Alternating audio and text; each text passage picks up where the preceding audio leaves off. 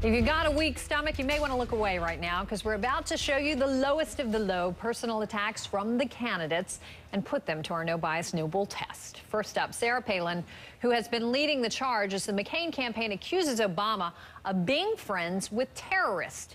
Here's what she told the crowd in California over the weekend.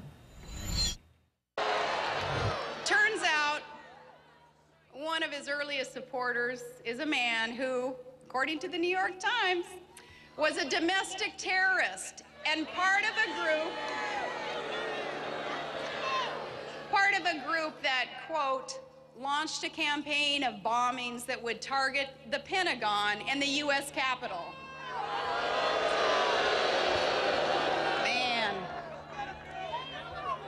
These are the same guys who think patriotism is paying higher taxes. Remember, that's what Joe Biden said. Now, this is not a man who sees America as you and I see America. We see America as a force for good in this world.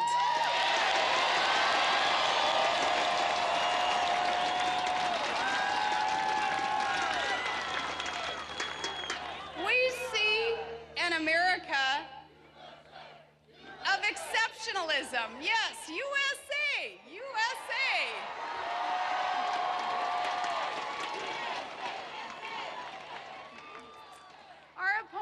Is someone who sees America as imperfect enough to pal around with terrorists who targeted their own country. Tom Foreman with us now to put Palin's attack to the Election Center no bull test. What about it, Tom?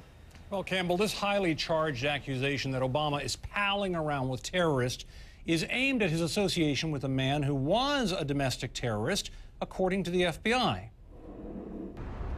William Ayers is in his 60s now, a college professor in Chicago. But as a young man, he was a founding member of the Weather Underground, a radical group that set off bombs in the Capitol, the Pentagon, and other places in protest of America's Vietnam policies. Ayers and his wife spent 10 years on the run, finally surrendered but avoided jail time because investigators made mistakes handling their case. More than a decade later, Ayers met a young, rising politician in his Chicago neighborhood named Barack Obama. He hosted an early political gathering for Obama, donated to him, and the two worked together on the boards of a couple of nonprofit groups. And that pretty much appears to be the extent of their relationship. So Obama's friends say it's ridiculous to hold him accountable for things Ayers did back when Obama was a child. Obama's foes, of course, say yes, but he kept company as an adult with this man, and he should not have. Ayers is not talking. But does all of this add up to Obama palling around with terrorists, or as the governor is saying it now, she seems to have altered her language a little bit, being willing to work with a former domestic terrorist, or a man who was a domestic terrorist? Overall, we'd have to say no. Ayers' terrorist activities are 40 years in the past, and their adult relationship, while apparently cordial, does not appear to have been particularly close. Obama has specifically denounced the idea of violent protest, including Ayers' radical past. Campbell?